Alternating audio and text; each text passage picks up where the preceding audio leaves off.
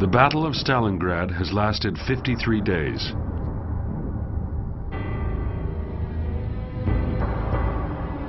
By the city on the Volga River, 240,000 German soldiers are caught in a trap.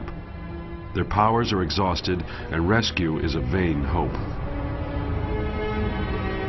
On the 8th of January 1943, the Red Army offers the Germans the opportunity to make an honorable surrender.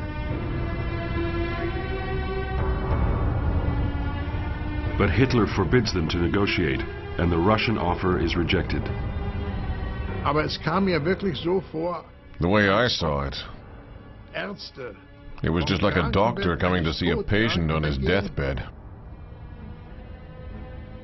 and then going off without giving the sick man the slightest hope. In a nutshell, leaving him to face death. That's what it seemed like to me.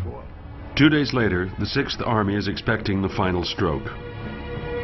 On the 10th, we were in trouble from what I observed through my field glasses. I reported that infantry was advancing, hundreds and thousands of them, and tanks. I couldn't count them. There were at least 50, maybe even more. And my battery commander said, hey, didn't you count them?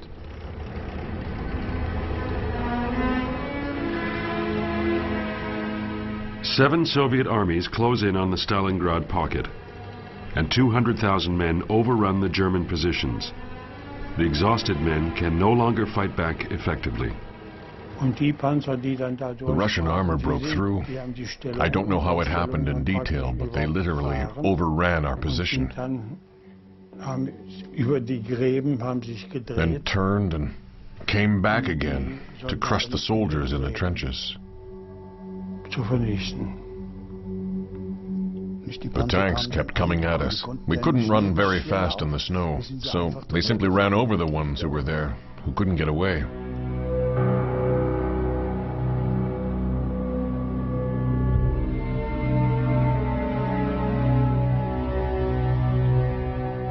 There were soldiers lying there. One of them had lost his legs and was crying, "Shoot me! Go on, shoot me, shoot me!" And all we could do was to stand there, not moving, and just look at him. You couldn't take your own kit along with you, not if you were helping a wounded man to get away. It was simply not possible to carry both, so you had to leave your stuff behind.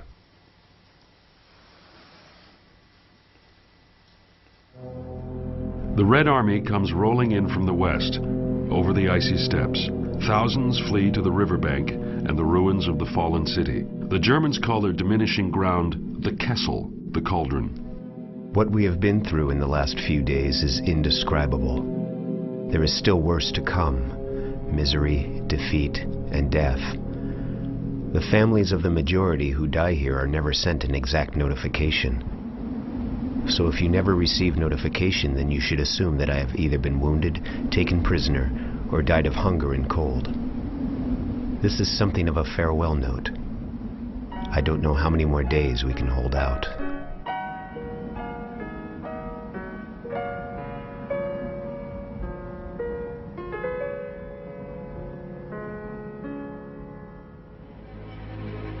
In a bid to bring the horror to an end, an officer will be flown to Germany. The man chosen is the highly decorated Captain Winrich Beer. And he told me, "Bear, we've decided to send you back to Hitler. We must do something to make him see what's going on here. And that will give us some room to negotiate." Paulus was raising the subject of a surrender, a capitulation, on the grounds that, as he said, it no longer made any sense to keep men there, starving and freezing in the cold.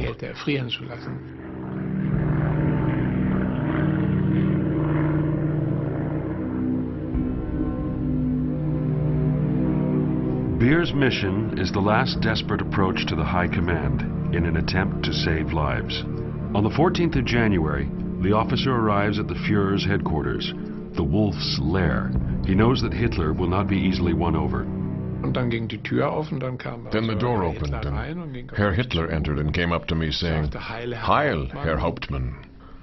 And I stood to attention and replied, "Heil, mein Führer." Then he said, "Come with me." We went through a door into that famous room. And I plucked up my courage and said, "Mein Führer, I have orders from my commanding general to give you a report and to make a request of you. And now, may I carry out my orders?" Keitel was present, and I saw him nod.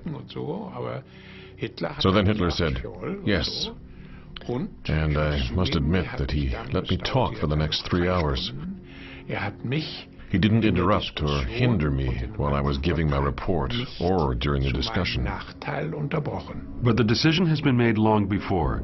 Stalingrad must be held, no matter what the cost, for the sake of prestige and because it's named after Hitler's enemy Stalin. And that's why the pitiless tyrant will sacrifice a multitude. Of course, I was angry. I was absolutely furious. Anyway, you could clearly see what people were saying, that Hitler had completely lost contact with reality. Hitler condemns his soldiers to neglect, suffering, and hunger. 50 grams of bread, that's the daily ration. The temperature drops to minus 50 degrees Celsius. The cold is their greatest adversary. It claims more victims than enemy action.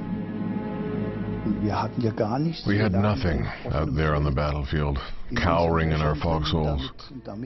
It was all over, wasn't it? And it was awful, and we couldn't even light a fire at night in case we were spotted.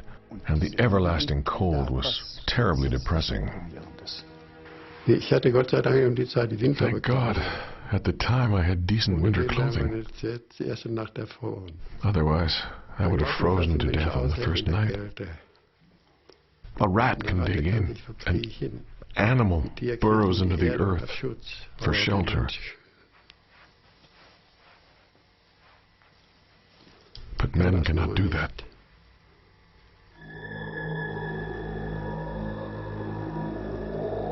There's nothing more to say, apart from the fact that misery and weakness have combined to break us. The lice still find something to eat on men whose ribs are showing. Oh, if only our suffering would come to an end. Many soldiers can no longer take the stress. Men started going crazy. They would scream, hit themselves, or even foam at the mouth. Some of them would fall in the snow during attacks and do other strange things. In that place, madness could overcome you in the blink of an eye. To be wounded is to suffer the most gruesome fate of all.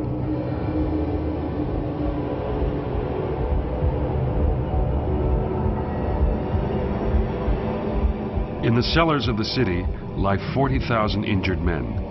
They receive no care at all. The cellars were full of wounded men, severely wounded, feverish, dying. It stank like the plague in there. The odor was so clinging. It was, how shall I put it? It was like a charnel house where the bodies were still alive. There was a field surgical hospital set up in this factory building, which is where I witnessed the suffering. You can't describe it in detail. If you were to tell anything of what you had seen, but I don't like to do that, because it would be too upsetting.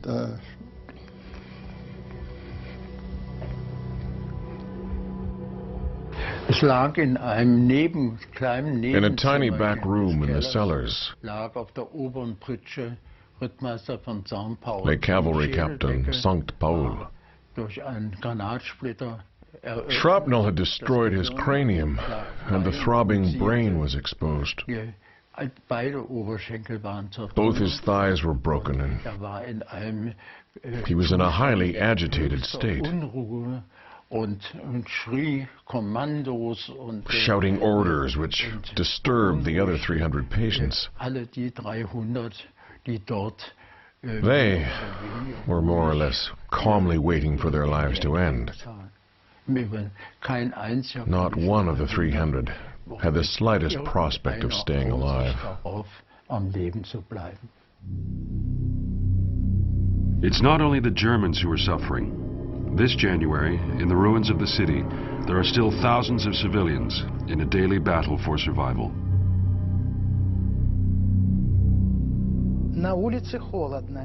So long as it wasn't too cold outside, the Russian women and the German troops would go out and cut meat off the dead horses.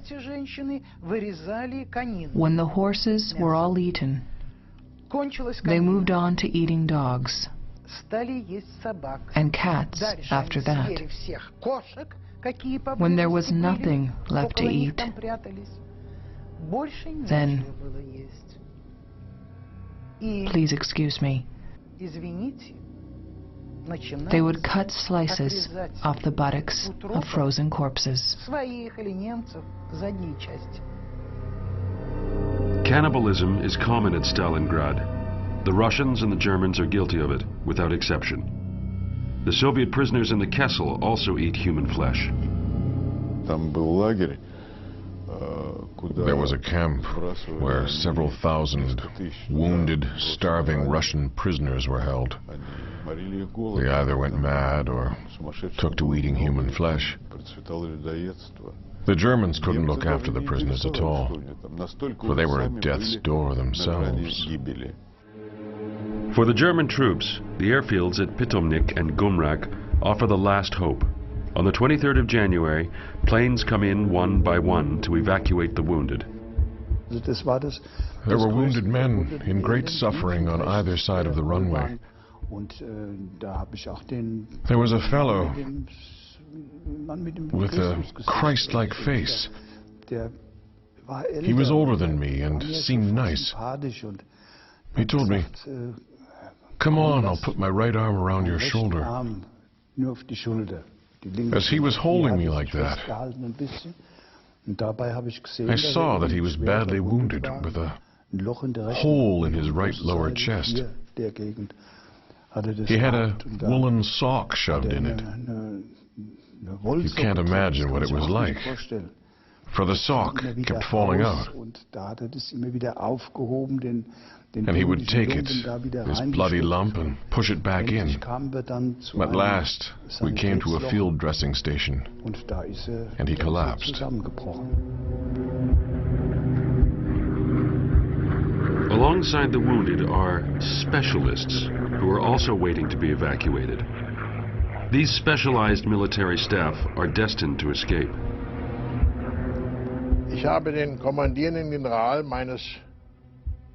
The commanding general of my Panzer Corps was ordered out of the Kessel by the Führer on the 18th of January. On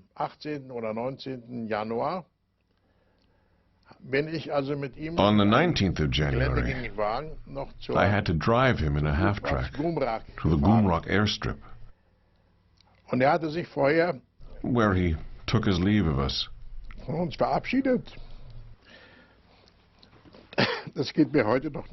I can remember it to this day. He never said a word. It was weird. It was traumatic, and I must say that I still cannot understand myself even now. I couldn't summon up the courage to say to the general, "Can't you take me with you?" Conditions at the airfield are becoming more chaotic. The Junkers 52 arrived. We should have been loaded into the aircraft by medics. But here's what happened instead.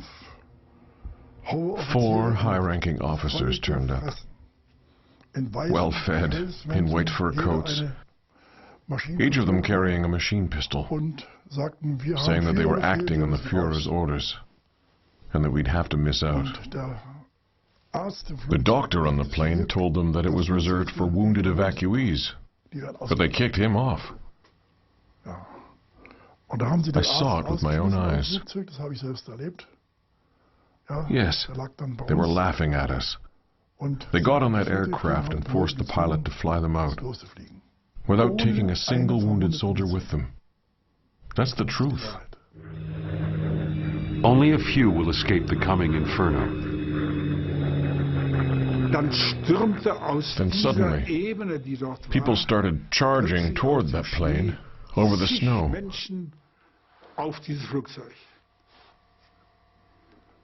Wounded, non-wounded, and what have you. The brutality was unsurpassed.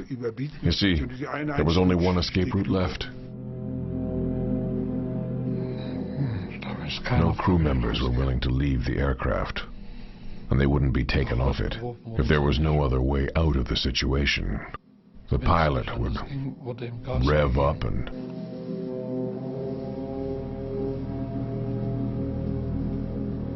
taxi the plane away.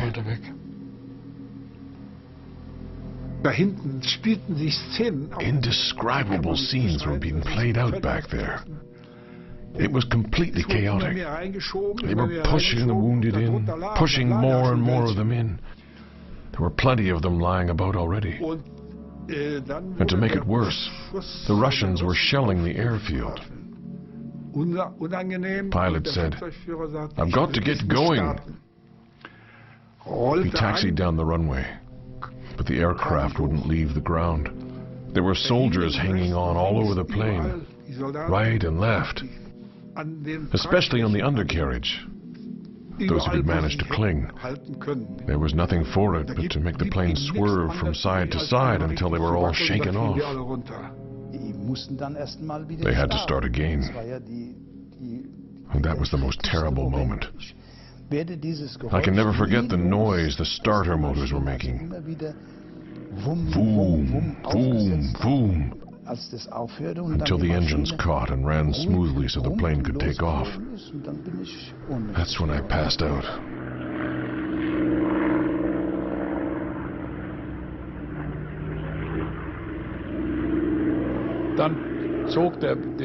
Then the pilot took the aircraft up high, maybe as high as 2,000 meters. And then we broke through the cloud cover. And it was such a wonder for me to be out in the sunlight. Suddenly, it was all brightness. I began to feel that my life had been given back to me.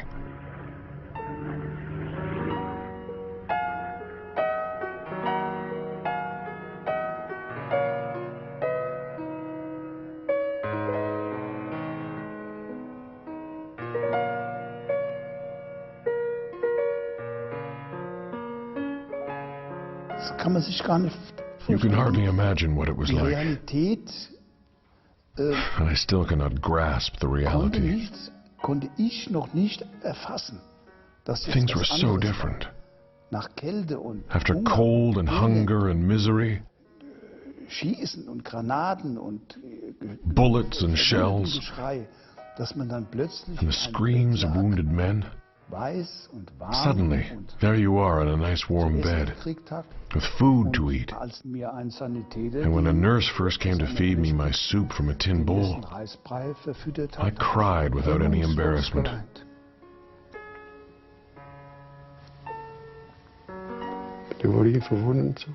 I was carried onto a train for the wounded, which was headed not for home, but for Poland. Hitler wanted to keep the wounded soldiers out of Germany. We were undernourished, you see, and that didn't look so good. So then, I ended up in a military hospital in Zakopane. I only came back to Germany some months later, to the eye clinic at Halle, where Professor Dr. Klause operated on me and removed shell splinters from my cheek. They were embedded in my cheek.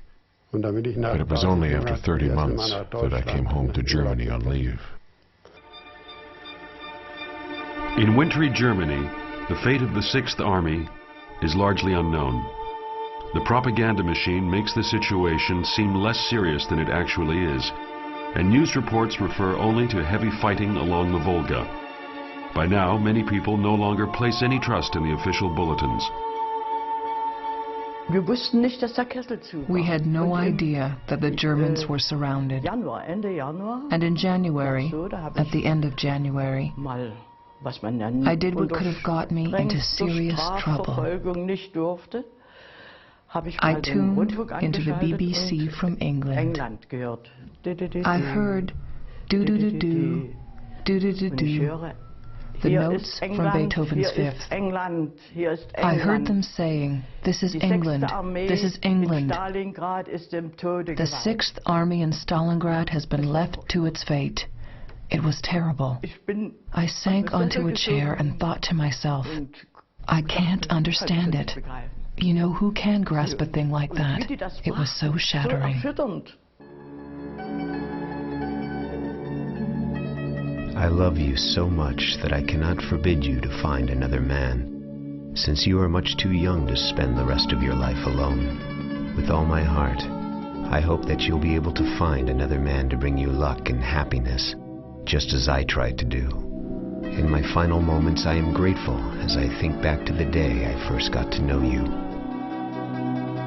That farewell letter from Stalingrad will never reach the woman who was waiting for it. Angst. There was a fear, a general fear that everyone had, including me.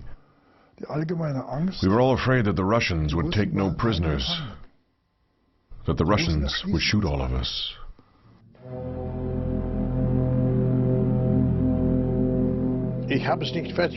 I couldn't bring myself to commit suicide. I said to myself, I'm far too young for that sort of thing at 22. Yes, you have to say that it would have been a crime to kill yourself. And the lieutenant of the 1st section ordered us to save the last bullet for ourselves. Later, as a prisoner, I bumped into this gentleman, and if I hadn't been in such a weakened state, I would have most likely given him a clout. In the final days of January, the Red Army cuts the Kessel into 2 small pockets. The German commanders continue to follow Hitler's orders and fight on.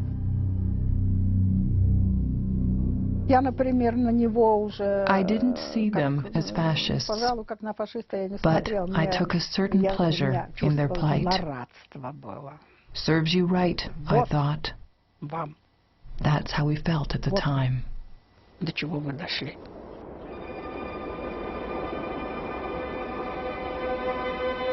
General Paulus and his staff take refuge in the basement of a department store. Although it makes little sense to fight on, only a few high-ranking officers are in favor of laying down their arms. One of these men struggles to get into the headquarters, Captain Gerhard Dengler. First of all, I nearly passed out from the reek of cigar smoke, brandy, and cooked meat. Then I was angry, and the thought occurred to me that we were out there eating human flesh, while in headquarters they still had meat to grill. They can still get luxuries such as brandy, and they have nice food to eat. And I said, why shouldn't we capitulate? Paulus answered me. He said, you've got it easy, Captain. All you have to do is look for the enemy and the whites of their eyes. But here in the 6th Army headquarters, I've got to make highly strategic decisions. I didn't understand him at all. I simply took it as a cowardly excuse and began to lose my temper. Paulus noticed that I was angry and suddenly remarked, yes, Herr Captain. Now that the moment of truth is upon us, the initiative has passed over to the officers in the field. At first I swallowed it. But then I began to get angry again. I thought to myself, here are 20 generals sitting on their thumbs, all of them too scared to surrender. But they're telling me, a low-ranking captain, to take the initiative, implying that if I take the risk and surrender, then I'll have to face the consequences. And if Hitler has you shot later on for showing initiative, that's just tough luck. I was thinking, if you've got full powers to capitulate, then that's what you should do. Only a few officers come to the same conclusion. The majority feel that they must cling to their duty and honor.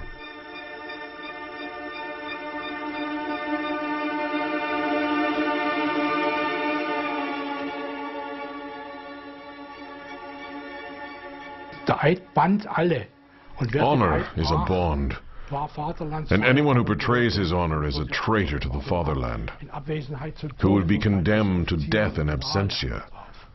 And that includes officers and generals. Yes, it was important to the officers. With Paulus, for example, his glory as a general and his respect in the eyes of the German people would have been destroyed if he had surrendered. But the ordinary soldier said, "To hell with their honor." It is the 30th of January, the 10th anniversary of the Nazi regime. In a broadcast speech, Hermann Göring describes defeat in terms of heroism. And in the end, although this may sound harsh, it matters little whether soldiers fall and die in Stalingrad, in the North African desert, or icy Norway. If they achieve greatness by offering themselves as a sacrifice, it is so that their people may live. The soldiers in Stalingrad are listening to their own funeral oration. And that's when I lost my temper completely. And not just for myself. It was for all of us. According to what he said, all of us were dead, as if the last officer had been blown to smithereens with all his men. But there were still many thousands of us when he told that infamous lie to all our wives and children. The 2nd of February, and the battle is over, as 100,000 men lay down their arms. Paulus is among them. Just before the end, Hitler promotes him to the rank of Field Marshal, an unmistakable hint that he should take his own life. But Paulus, who was once a warrior and a leader, is now a spineless weakling. No German Field Marshal has ever been taken alive by the enemy, until now. His defeated troops are held in the pocket for 2.5 months.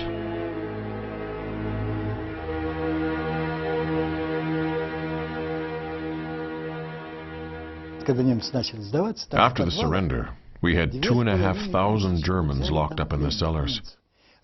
They were full of lice, filthy, and wrapped in blankets. They looked just like scarecrows, and on their feet they wore jackboots, just like cartoon Germans. The Soviets report that the 6th Army has been defeated, but according to a secret document produced by Russian military intelligence, more than 10,000 Germans are putting up a bitter resistance.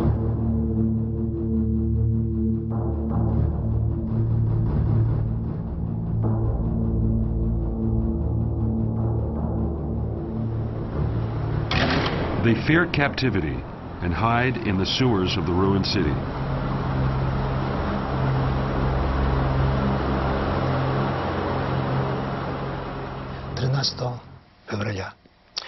On the 13th of February, we were all at a movie show. Well, in the open air, of course. As the company was going back to our quarters, some Germans opened fire on us. They'd been hiding for all that time in the ruins. Of course, they were shot. I'm not too sure about this, but I think 2 or 3 of them were wounded, and the rest killed. We also had casualties. A pity, for this was just 2 weeks after the surrender. 2,418 soldiers and officers were killed. 8,646 were taken prisoner, according to reports. In early March, the last German soldiers lay down their arms. Stalingrad is the Soviet Army's first big success. This victory on the Volga is a milestone, the turning point of the Second World War.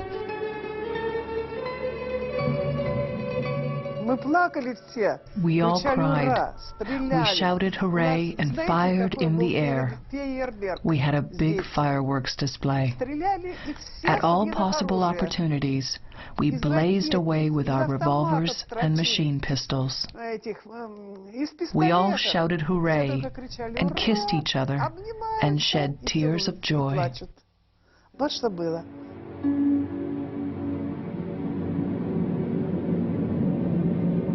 The German prisoners face an uncertain future. For these exhausted men, the march into captivity becomes a torture.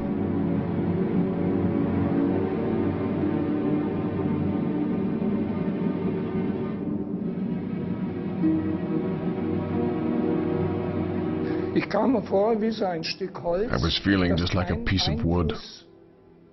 I could do nothing to motivate myself. I was just swept away.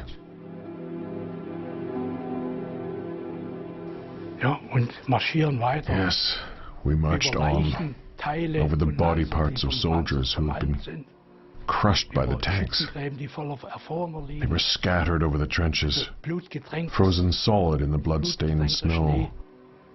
The picture is still vivid in my mind's eye. Still there.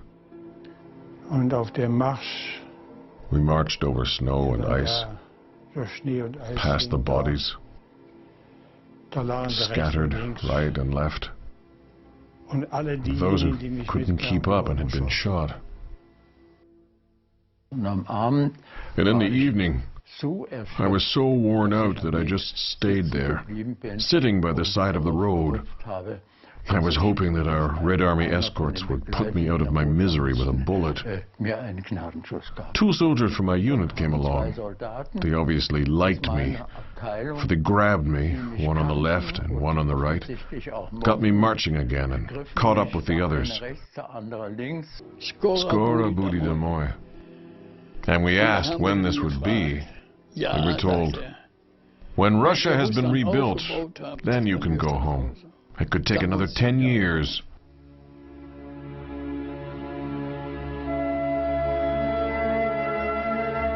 Stalingrad is rebuilt by Germans. The city, now renamed Volgograd, has a modern population of 1 million. This city is forever linked with the horrors of war. Today, the scars inflicted by war have not faded. Buildings are still pockmarked with bullet holes.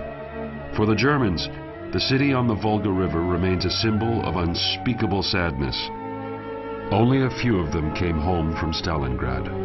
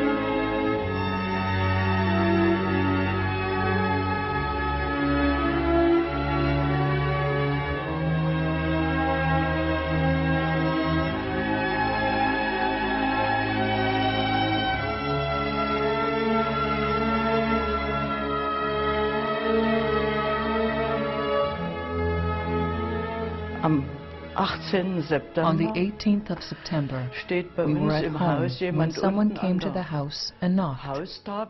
So I went downstairs and said, "How can I help you? Who are you looking for?" "Yes," he said, "I'm looking for somebody." "Well, our name is Tomish," I said. "Yes, Tomish, that's us." Then he said, "I just wanted to let you know that your husband is alive." I couldn't take it in. I don't know what I asked him. I don't know what we said to each other. I never even asked his name or where he lived, who he was. I said, "Thank you so much. It can't be true. My husband is alive."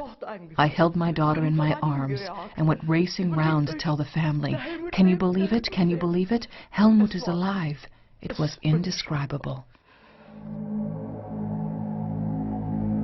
The prisoners' families placed their hopes on Konrad Adenauer, the first German state chancellor. He goes to Moscow and appeals for the release of the captive soldiers, successfully. But even as the troop trains roll back to the fatherland, old scores are settled with so-called traitors.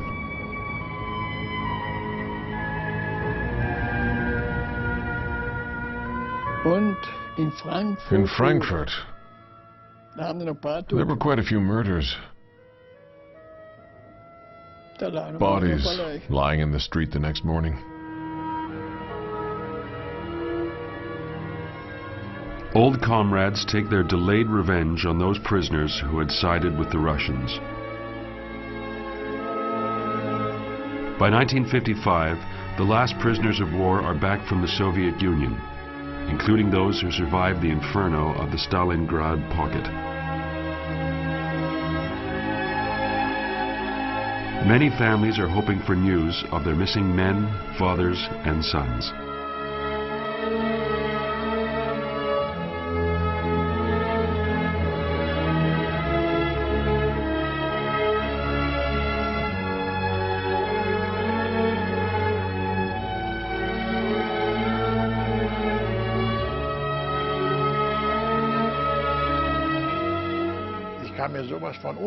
I felt so powerless. I sympathized, but what was I supposed to do when people kept asking me, "Do you know this man? Do you know this man?" And if you're a sensitive type, that sort of thing can really get to you.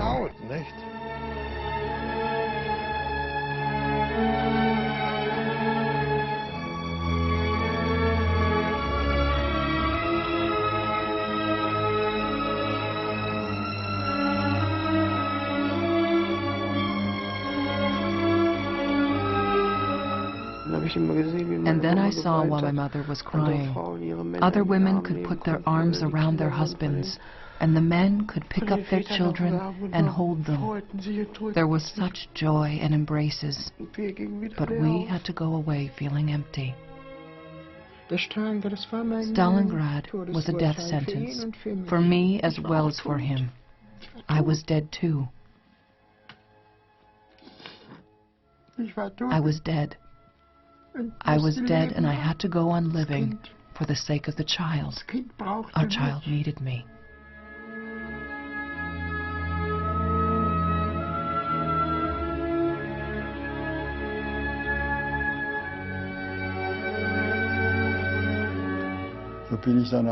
And then I came to the house, and I was overjoyed to be home. And all the people came out and greeted me and embraced me, and there were flowers everywhere, and the bells were ringing, and then the main thing was that I had spent 6 years in captivity, which turns you into another man entirely. And that's why I was afraid when I came home. Of course, there was that to begin with. But then, on the other hand, there was the longing and so much joy. That was the most important thing, of course. And the gratitude always stayed with us in our marriage, in our long-lasting marriage. We were thankful that my husband came home.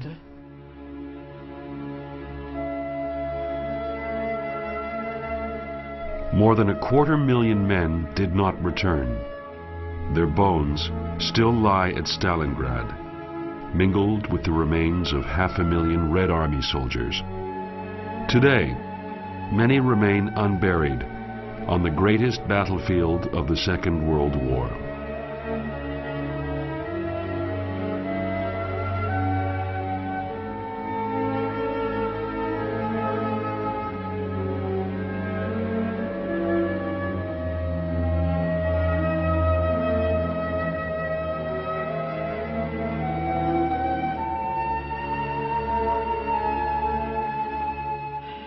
That was the worst. I couldn't bury him. I could not stand beside his grave. To this day, I cannot live with that. Sometimes I don't even know whether he's dead or alive.